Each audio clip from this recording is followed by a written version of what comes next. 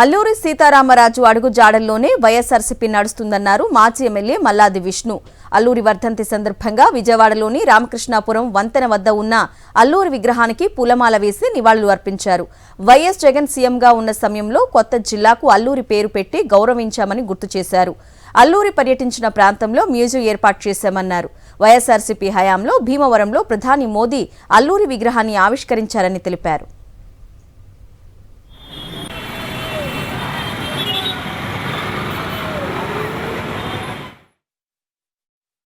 అందుకనే వైఎస్ జగన్మోహన్ రెడ్డి గారు ముఖ్యమంత్రిగా ఉండగా అల్లూరి జిల్లా అని చెప్పని కొత్తగా ఒక జిల్లాని ఏర్పాటు చేసుకోవడం జరిగింది. అలాగే అక్కడ ఆయన పర్యటించినటువంటి ప్రాంతంలో ఒక మ్యూజియంను కూడా ఏర్పాటు చేసుకోవడం జరిగింది. అలాగే భీమవరంలో ప్రధానమంత్రి గారి చేత ఆ రోజు ముఖ్యమంత్రిగా జగన్మోహన్ రెడ్డి గారు ఉన్నటువంటి సందర్భంలో కూడా పెద్ద విగ్రహాన్ని అక్కడ ఏర్పాటు చేసుకున్నాం ఆయన గుర్తుగా.